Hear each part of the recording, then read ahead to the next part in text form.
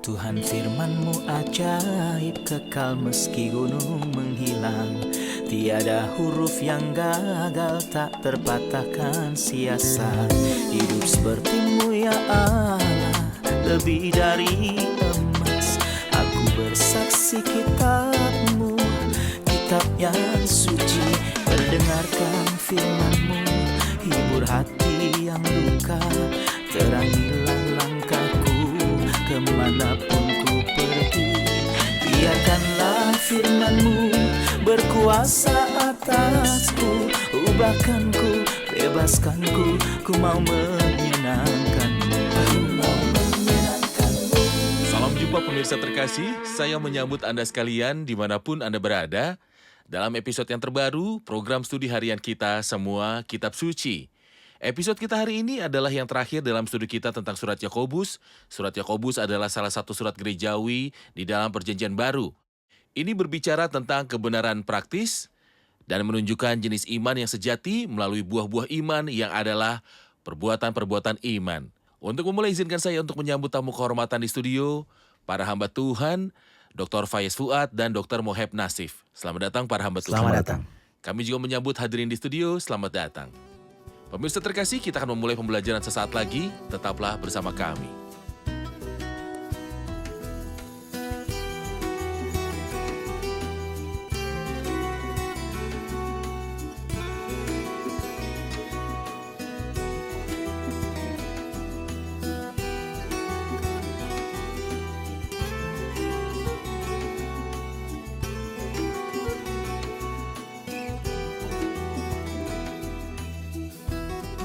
Berjumpa lagi para hamba Tuhan. Selamat datang. Kita sudah sampai pada pasal 5-7. Seperti yang kami katakan, ini adalah episode terakhir dalam studi ini tentang surat ini. Kita sudah mempelajari surat Yakobus dalam 16 episode. Meskipun surat praktis yang sederhana, namun surat Yakobus kaya dalam makna. Saya akan membaca beberapa ayat dimulai dari ayat 7. Kemudian saya akan kembali kepada Dr. Fayez untuk bertanya. Karena itu saudara-saudara, bersabarlah sampai kepada kedatangan Tuhan. Sesungguhnya petani menantikan hasil yang berharga dari tanahnya, dan ia sabar sampai telah turun hujan musim gugur dan hujan musim semi. Kamu juga harus bersabar dan harus meneguhkan hatimu, karena kedatangan Tuhan sudah dekat. Saudara-saudara, janganlah kamu bersungut-sungut dan saling mempersalahkan, supaya kamu jangan dihukum. Sesungguhnya hakim telah berdiri di ambang pintu. Saudara-saudara, turutilah teladan penderitaan dan kesabaran para nabi yang telah berbicara demi nama Tuhan. Sesungguhnya kami menyebut mereka berbahagia, yaitu mereka yang telah bertekun. Kamu telah mendengar tentang ketekunan Ayub, dan kamu telah tahu apa yang pada akhirnya disediakan Tuhan baginya. Karena Tuhan Maha Penyayang dan penuh belas kasihan. Tetapi yang terutama, saudara-saudara, janganlah kamu bersumpah demi sorga maupun demi bumi, atau demi sesuatu yang lain. Jika ya, hendaklah kamu katakan ya, jika tidak, hendaklah kamu katakan tidak, supaya kamu jangan kena hukuman. Ayat 7, Dr. Fayez. Karena itu saudara-saudara, bersabarlah sampai kepada kedatangan Tuhan.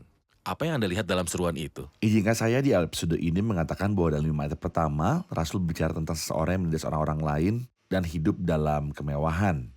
Tapi pada bagian terakhir di pasal ini, dia bicara kepada yang menderita dan tertindas. Dia berbicara kepada mereka yang menderita dan tertindas.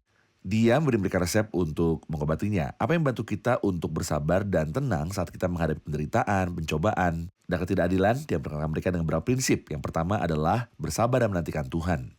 Karena itu saudara, bersabarlah sampai pada kedatangan Tuhan. Dia memberi mereka contoh tentang petani yang menabur. Orang yang berjalan maju dengan menangis sambil menabur benih. Dia tidak hanya menabur benih, tapi dia menunggu dengan sabar sampai buahnya bertunas. Dan bahkan setelah buahnya bertunas, dia mengurus buah-buahnya sampai waktu yang ditunggu-tunggu. Waktu hujan awal dan hujan akhir tiba. Pada akhirnya dia memanennya dan kembali dengan sukacita yang besar. Jadi Anda juga menunggu. Jadi hal pertama adalah kesabaran dan menantikan Tuhan. Bersabar karena kedatangan Tuhan sudah dekat. Ungkapan kedatangan Tuhan diulangi 2 kali karena memiliki dampak yang bagus telinga maupun di hati. Itu mainkan nada yang manis untuk didengar telinga. Hidup tidak akan sama selamanya seperti yang terlihat sekarang. Ketidakadilan dan peristiwa-peristiwa mengerikan yang memiliki kita tidak akan sama. Semuanya akan berakhir karena kedatangan Tuhan telah menjadi begitu dekat, bahkan sudah di depan pintu. Jadi Bersabarlah, hal-hal tidak akan tetap ada selamanya seperti sekarang. Kesusahan hanya untuk 10 hari dan ini akan berakhir. Tuhan akan datang. Semuanya akan berubah ketika Yesus datang. Ini adalah obat pertama dalam resep Yakobus. Itu adalah kesabaran dan menantikan Tuhan. Semangatlah karena kedatangan Tuhan telah menjadi begitu dekat, bahkan sudah di depan pintu. Sewaktu ia berbicara tentang buah-buah, ia berkata sesungguhnya petani menantikan hasil yang berharga dari tanahnya. Pahala di sini digambarkan sebagai pahala yang berharga. Mohon semangati teman-teman kita yang menderita. Pahala-pahala apa yang menunggu mereka? Nah, salah satu tujuan mengapa Tuhan mengizinkan orang percaya menderita adalah tetapi kemudian ia menghasilkan buah kebenaran yang memberikan damai kepada mereka yang dilatih olehnya. Di sini segala penderitaan dan pencobaan menghasilkan sifat baru yang terbaik. Semua itu menghasilkan dalam diri kita sopan santun, keistimewaan, dan kebajikan yang tidak ada sebelumnya. Bukan hanya itu, tapi sekali lagi ketika kita masuk surga dan berdiri di hadapan tata Kristus, orang yang telah menanggung ujian itu seperti yang sudah kita bahas di pasal 1. Dan seperti yang dikatakan Rasul Petrus dalam surat pertamanya, akan dipuji, dimuliakan, dan dihormati. Orang percaya telah menanggung ujian dan menantikan Tuhan dengan sabar tanpa bersungut-sungut atau menggerutu dan memuliakan Tuhan dalam ujian, akan menerima pahala. Jadi kedatangan Tuhan akan menjadi pembebasan dan keselamatan dari segala masalah. Semuanya akan berubah dan juga kemuliaan dan pahala menanti kita. Baik. Dr. Moheb, ayat berikutnya, ayat ke-9, saudara-saudara, janganlah kamu bersungut-sungut dan saling mempersalahkan, supaya kamu jangan dihukum. Sesungguhnya hakim telah berdiri di ambang pintu. Ungkapan saling diulang berkali-kali dalam Alkitab. Di sini Yakobus memberitahu kita tentang apa yang boleh dan apa yang tidak boleh dilakukan satu sama lain. Mohon jelaskan. Orang yang menghadapi berbagai penderitaan dan kesusahan, jika dia alih-alih mengalihkan pandangannya kepada Tuhan, menerima kondisi-kondisi hidupnya seperti dari tangan Tuhan, dan hidup dengan pengharapan akan kedatangan Tuhan. Harapan bahwa masalah-masalahnya akan segera berakhir, dan Tuhan merupakan obat penghilang rasa sakit yang paling kuat. Untuk berdamai dengan perjalanannya, dengan situasi-situasi sementara, dan kesulitan mereka, keadaan yang berlawanan, siksaan, penderitaan, dan juga segala kesedihan. Hal yang paling memampukan saya untuk melanjutkan perjalanan saya dengan tekad yang baru adalah berjanji dalam hidup saya, mengetahui bahwa saya adalah orang asing, mengingat bahwa Engkau Tuhanku akan segera datang. Itu adalah sebuah periode waktu yang singkat. Sesudah kamu menderita seketika lamanya, cuma sedikit waktu lagi. Sekarang ini kamu seketika harus berduka cita, sedikit waktu juga. Sebab sedikit bahkan sangat sedikit waktu lagi dan ia yang akan datang sudah akan ada tanpa menangguhkan kedatangannya sebab kamu memerlukan ketekunan hanya tersisa sedikit waktu lagi. Ini akan berakhir. Dia yang tidak menghidupi harapan ini menggerutu terhadap saudara-saudaranya. Dia tidak menerima apa yang dialami sebagai hal yang dari tangan Tuhan tetapi menuduh orang-orang lain. Dia mencari seseorang untuk disalahkan, dia mulai menggerutu terhadap orang lain dan meminta mereka untuk mereka bisa bertanggung jawab. Sebenarnya ini adalah sikap yang salah dan Tuhan tidak berkenan karenanya. Jadi Yakobus berkata kepada mereka supaya kamu jangan dihukum, sesungguhnya hakim yang telah berdiri di ambang pintu, jadi dia melihat dan juga mendengarmu. Seseorang mungkin menggerutu terhadap saudaranya melalui telepon, tetapi Tuhan berada di telepon mendengar setiap kata yang dia ucapkan. Kita harus berhati-hati untuk tidak menggerutu terhadap saudara-saudara dan alih-alih mengeluh kepada orang lain. Dan meminta mereka bertanggung jawab atas apa yang saya alami. Saya perlu menerima hal-hal dari tangan Tuhan. Dia cukup bagiku di dalam segala keadaan. Sesungguhnya hakim telah berdiri di ambang pintu. Ini juga merupakan sebuah ungkapan yudisial. Yakobus menggambarkan hakim ketika dia masuk ke aula pengadilan untuk memulai sesi pengadilan seolah-olah dia ingin mengatakan, waktu hidup kita akan segera berakhir. Tuhan akan segera memainkan peran sebagai hakim dan kita akan memberikan pertanggungjawaban kepadanya. Jadi berhati-hatilah jangan sampai ada yang ikut dihakimi. Benar sekali. Saya ingin ke Dr. Fayez dalam ayat yang berikutnya, ayat 10 dan 11. Turutilah teladan penderitaan dan kesabaran para nabi yang telah berbicara demi nama Tuhan. Dia menghargai mereka yang sabar. Kamu telah mendengar tentang ketekunan Ayub. Mohon berikan komentar tentang kata-kata ini, Dr. Fayez. Baiklah, jika saya mengatakan bahwa Rasul Yakobus melanjutkan resep yang dia perkenalkan kepada orang yang tertindas. Dia memberitahu mereka untuk bersabar terhadap segala keadaan eksternal, menunggu dan bersabar, bersemangat dan teguh hati. Mengenai masalah internal, jangan saling bersungut-sungut. Tapi dia juga memberitahu mereka tentang sebuah prinsip dan obatnya, turutlah teladan para nabi, orang saleh dan orang kudus yang menderita. Pertimbangkan bagaimana jalan mereka. Semua orang benar menderita seperti yang dia katakan. Pada akhir ayat 6, kamu telah menghukum bahkan membunuh orang yang benar. Jalan yang dilalui semua orang benar Dan orang kudus adalah yang terasa sakit dan menderita. Namun, apa akhir mereka? Akhir mereka adalah kemuliaan dan akhirnya mereka mencapai tujuan mereka. Mereka mencapai surga.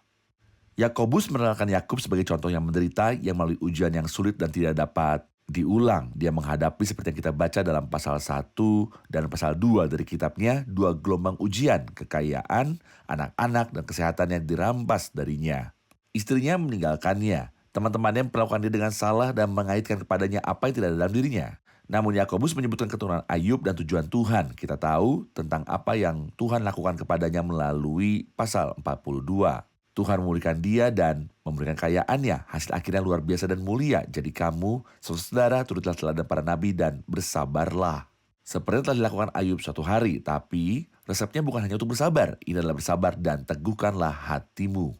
Janganlah kamu bersungut-sungut dan saling mempersalahkan. Turutlah teladan para nabi, tetapi dalam ayat yang ke-11, Yakobus mengatakan hal yang sangat indah, poin kelima. Karena Tuhan Maha Penyayang dan penuh belas kasihan sampai Tuhan datang, nikmatilah kasih sayang dan belas kasihan Tuhan. Dalam belas kasihannya ada adalah keselamatan dari segala masalah. Kita sedang menanti belas kasihan Tuhan kita Yesus Kristus, hidup yang kekal dan kedatangan Tuhan yang pada akhirnya akan menjadi penyelamatan dan keselamatan dari semua peristiwa di mana kita hidup. Baik, kita akan saksikan laporan dan kembali untuk menjawab pertanyaan hadirin. Perjanjian baru menggunakan 3 kata berbeda untuk menggambarkan kedatangan Kristus yang kedua kali. Kata yang umum adalah parousia. Itu mengungkapkan kehadiran seseorang atau kedatangannya. Tetapi kata itu memiliki 2 penggunaan lain.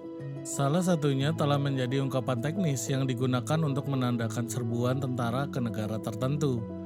Ini juga digunakan untuk merujuk pada kunjungan resmi raja atau gubernur ke provinsi kerajaan atau tempat di bawah otoritasnya.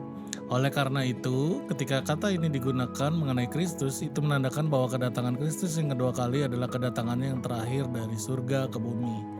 Ini juga merupakan kehadiran atau kedatangan raja untuk menerima pendudukan diri dan penyembahan dari warganya. Saudaraku yang murah hati, pertanyaanku kepadamu adalah, imanmu didasarkan pada arti manakah yang disebutkan sebelumnya? Tidak, tetapi dalam arti manakah yang akan menjadi situasimu? Kedatangan Kristus adalah kedatangan Raja. Kedatangan Kristus adalah penampakan Allah kepada umatnya saat dia akan duduk di atas tahta kekalnya. Kedatangan Kristus adalah sebuah terakhir dari langit ke bumi. Akhirnya pada kedatangan Kristus, kuasa dan otoritas akan diletakkan untuk penghakiman, yang mana kamu akan nantikan saudaraku dan pendengarku. Bisakah Anda menjelaskan kepada kami hubungan ayat 12 dengan ayat-ayat sebelumnya dibahas penderitaan dan rasa sakit lalu tiba-tiba berpindah menyoroti sumpah. Jadi apa hubungannya? Hubungan antara sumpah di satu sisi dan penderitaan di sisi lain. Silakan. Orang yang menderita menanggung kesedihan karena ketidakadilan. Agar dia dapat menganggap sumpah sebagai pelarian untuk membenarkan dirinya sendiri. Tetapi pada faktanya di sini Rasul memperingatkan kita agar tidak tergelincir ke dalam tindakan ini. Kita mengatakan kebenaran. Dalam terang hadirat Allah, aku berbicara di hadapan Allah yang mengetahui kebenarannya. Pendengar saya mungkin atau mungkin tidak mempercayai saya. Cukup bagi saya bahwa Allah akan membela saya dan akan memunculkan kebenaranmu seperti terang. Dan itu hak saya. Dan hakmu seperti siang.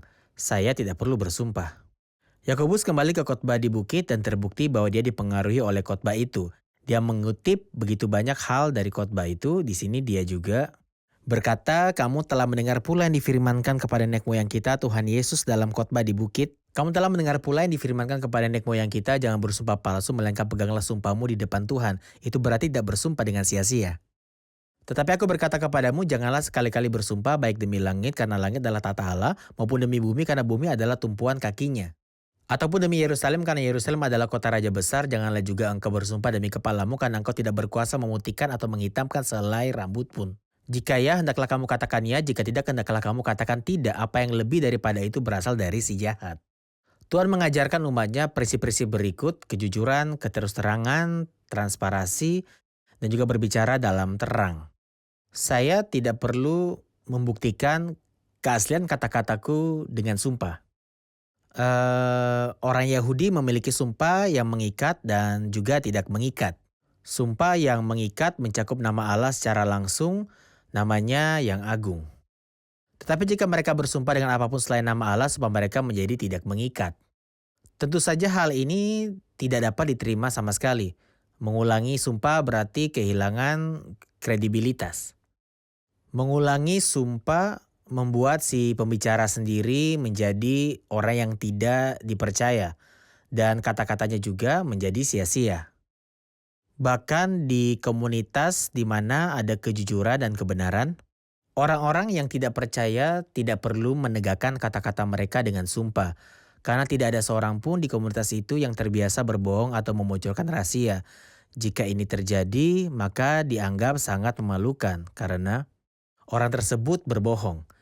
Ini adalah hal yang tidak normal dalam komunitas. Hendaklah yang kamu katakan hanya ya atau tidak. Oke. Dr. Fayez setelah berbicara tentang sumpah dalam ayat ke-13, Yakobus berkata, kalau ada seorang di antara kamu yang menderita, baiklah ia berdoa. Kalau ada seorang yang bergembira, baiklah ia menyanyi. Hal berdoa dan memuji dalam kondisi apapun. Mohon penjelasan. Izinkan saya menarik perhatian pada satu poin di sini.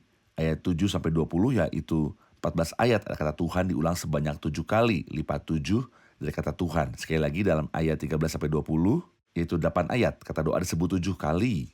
Dalam ayat 13, Roh Kudus menarik kepada kita sebuah gambar tentang bagaimana orang percaya harus bertindak baik dalam sukacita, kesedihan, dan penderitaan. Jadi kita menghadapi sukacita, kesedihan, dan penderitaan kita dengan cara berbeda dari orang-orang yang tidak percaya. Orang-orang di dunia bersukacita dengan cara mereka sendiri, namun kita bersukacita dengan cara yang sama sekali berbeda. Orang dunia menghadapi kesedihan dan penderitaan mereka dengan cara tertentu. Tapi orang percaya menerima penderitaan kesedihan dengan cara yang berbeda. Jadi Yakobus mengatakan bahwa pada saat kemalangan, penderitaan, dan pencobaan, sesungguhnya hal yang bisa kita lakukan adalah berdoa. Kita tidak bisa memiliki siapapun selain Tuhan. Ini adalah pelarian terbaik kita. Kita sampai ke tahta kasih karunia di mana kita menuang diri kita di hadirat Allah. Dan saya ingat bagaimana ketika orang Moab, orang Amon, dan penduduk Gunung Seir berkumpul untuk melawan Yosafat. Dia datang pada Tuhan dan berdoa. Ketika Zerah orang Ethiopia menyerang Asa, Asa datang kepada Tuhan. Ketika Sanherib mengirim pesan yang mengancam kepada Hizkia, dia datang kepada Tuhan. Dan membentangkan sesuatu itu di hadapannya. Kita tidak punya apapun untuk kita lakukan selain itu. Kita tidak punya jalan lain selain berlari pada Tuhan. Dia ingin menekan kita dan dia dapat menyelamatkan kita. Dia memiliki 1000 solusi untuk masalah-masalah kita. Lalu, mengapa saya tidak datang ke pribadi yang memiliki jawabannya? Saya mempermudah bagi diri saya sendiri jika saya pergi ke pribadi yang bisa menyelesaikan masalah saya. Kalau ada seorang di antara kami menderita, baiklah ia berdoa. Bagaimana dengan saat kita bahagia? Faktanya, hidup kita bukan tanpa sukacita. Tuhan tidak merampas kebahagiaan dan kenyamanan kita. Dengan cara apa kita seharusnya bergembira? Menyanyi, memuji, dan memuliakan Tuhan dengan suara nyanyian karena keselamatannya. Kita melakukan itu tidak hanya pada pertemuan bersama orang kudus, tapi juga di rumah-rumah, di kemah-kemah orang-orang kudus. Jadi yang menderita berdoa, dia yang gembira menyanyi dan memuji. Namun dalam ayat-ayat 14-15 jika seorang sakit, kalau ada seorang di antara kamu yang sakit, baiklah ia memanggil para penatua jemaat supaya mereka mendoakan dia serta mengolesnya dengan minyak dalam nama Tuhan. Dan doa yang lahir dari iman akan menyelamatkan orang sakit itu dan Tuhan akan membangunkan dia. Dan jika ia telah berbuat dosa, maka dosanya itu akan diampuni. Pertanyaan untuk Anda, Dr. Moheb, adalah tentang berdoa untuk orang sakit dan mengurapi dengan minyak. Kami perlu memahami poin-poin ini dalam terang Alkitab. Itu adalah sejenis persekutuan antara orang-orang kudus dan saudara yang sakit. Tuhan menghargainya dalam Matius 25 yang merujuk kepada itu.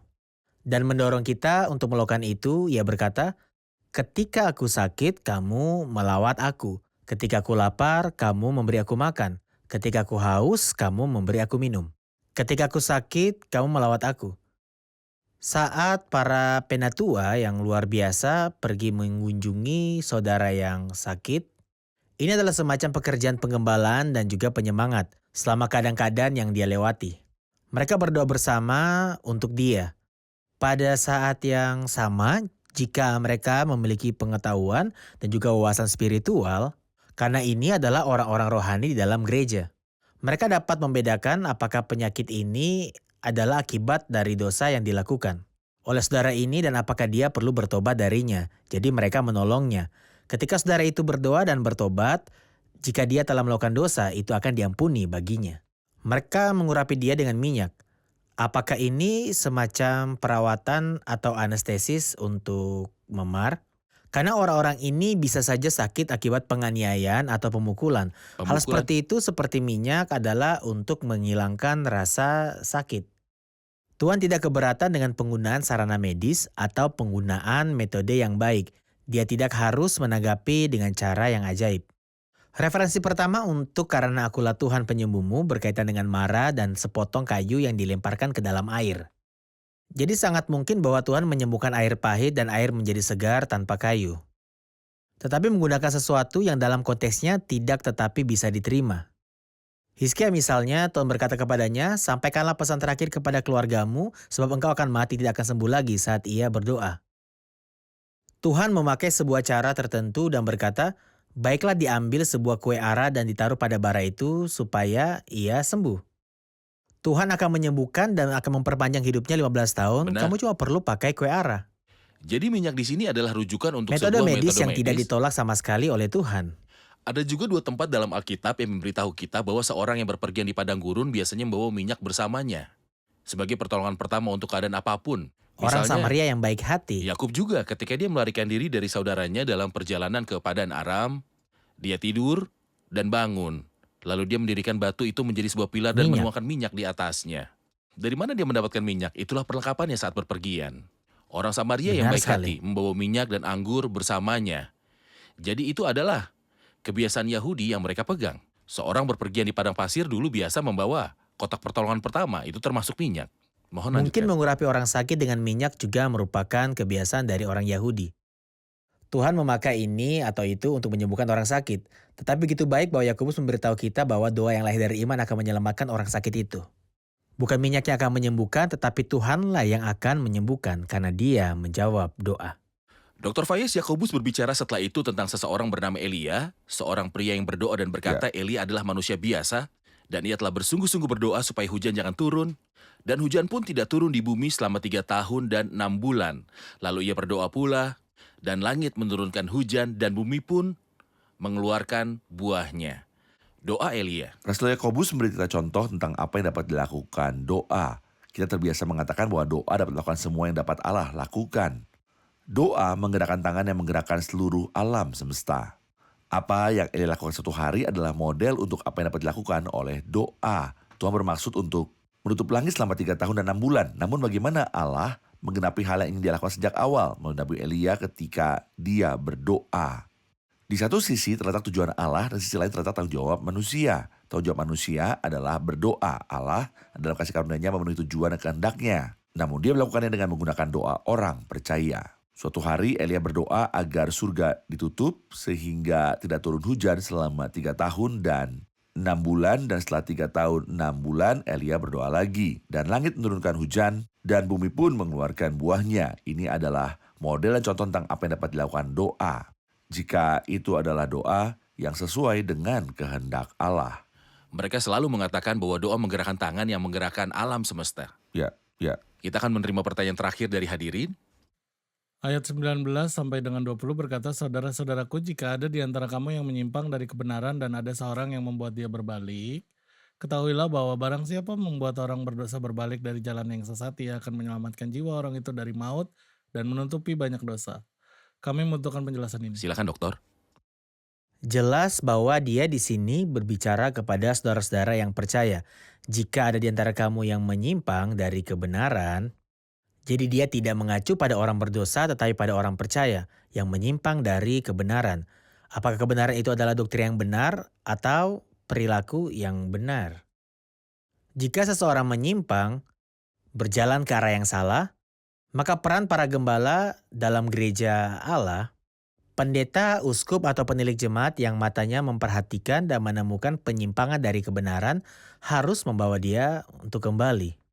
Gembala yang memiliki tanggung jawab yang besar. Seorang gembala melakukan 5 hal ini. Ia menguatkan yang sakit, mengobati yang terluka, membalut yang patah hati, membawa kembali yang tersesat, dan mencari yang terhilang. Semua ini adalah jenis-jenis orang percaya yang berbeda. Mata seorang gembala memperhatikan kondisi domba-dombanya dan mengenali kebutuhan yang tepat dari setiap orang. Jadi dalam kasus yang kita miliki di sini tidak ada yang mengusir saudara itu, tidak ada yang mengganggunya. Dia menyimpang. Dia menyimpang dan pergi ke jalan lain yang salah, namun kita tidak boleh angkat tangan untuk menyerah. Kamu yang rohani harus memimpin orang itu ke jalan yang benar dalam roh lemah lembut sambil menjaga dirimu sendiri supaya kamu juga jangan kena pencobaan. Ketika seorang gembala melakukan peran penggembalanya dengan penuh kasih sayang dan menyemangati, mengikat langkah-langkah saudaranya dan mencerahkan kebenaran di hadapannya. Dia seharusnya tidak putus asa bahkan jika dia merasa bahwa apa yang nanti terjadi pada saudaranya benar-benar tidak ada harapan. Setiap orang dalam kawanan domba begitu berharga bagi Tuhan dan harus begitu berharga bagi para gembala di gereja Allah. Apa yang dilakukan orang yang memulihkan saudara yang menyimpang dari jalan yang benar? Ia menyelamatkan seorang jiwa dari kematian. Kematian di bawah. Disiplin tentu saja karena ia adalah seorang percaya. Jika seorang percaya bersikeras, menyimpang ini dapat membuat dia menuju kematian di bawah Dan disiplin. tidak sedikit yang meninggal. Baik. Benar sekali. Sebab kasih menutupi banyak sekali dosa, gembala ini mencegah lebih banyak penyimpangan dan juga kesalahan yang tidak akan dilakukan orang yang menyimpang ketika jiwanya dipulihkan. Terima kasih banyak. Sebuah surat yang begitu sederhana dalam kata-katanya. Kita mempelajari 5 pasal dalam 16 episode. Dan mungkin jika kita membahasnya lebih rinci, itu akan lebih panjang dari itu. Tapi tanggung jawab kita adalah untuk menjalankan apa yang kita dengar. Tuhan memberkati. Sebuah kehormatan bisa berada bersama Anda untuk mempelajari kitab ini. Kita rangkum episode ini bersama hadirin.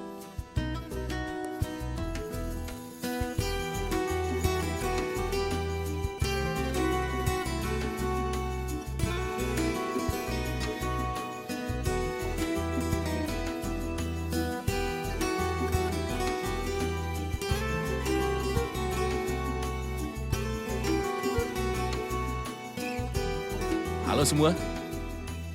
Ayat 7 dan 8 berbicara tentang kedatangan Tuhan dan dikatakan kamu juga harus bersabar dan harus meneguhkan hatimu karena kedatangan Tuhan sudah dekat. Mengapa dia meminta mereka untuk bersabar dan selalu mengingatkan tentang kedatangan Tuhan?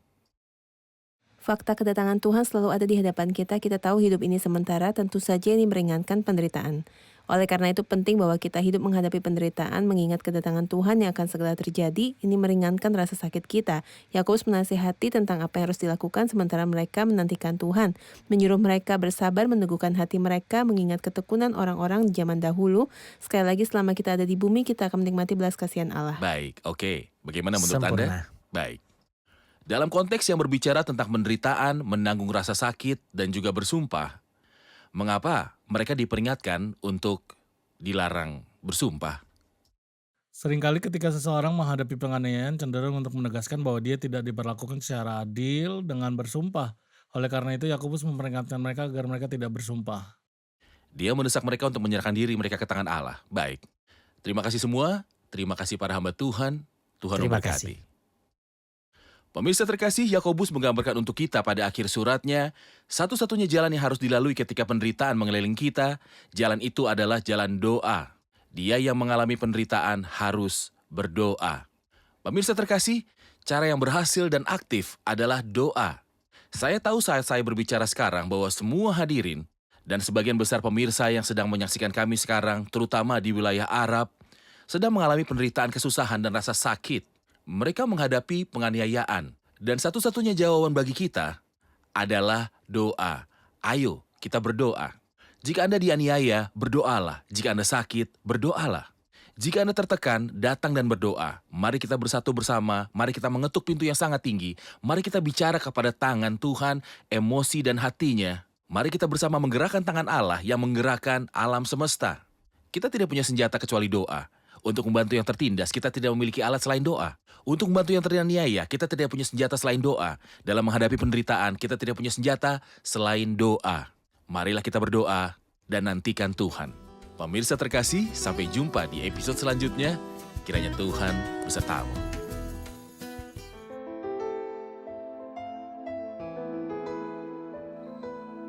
Tuhan firman-Mu ajaib, kekal meski gunung menghilang. Tiada huruf yang gagal, tak terpatahkan siasat. Hidup seperti-Mu ya Allah, lebih dari emas. Aku bersaksi kitab-Mu, kitab yang suci. Mendengarkan firman-Mu, hibur hati yang luka. Terangilah langkahku kemanapun ku pergi. Biarkanlah firman-Mu berkuasa atasku. Ubahkanku, bebaskanku, ku mau menyenangkan-Mu. Tuhan firman-Mu ajaib, kekal meski dunia.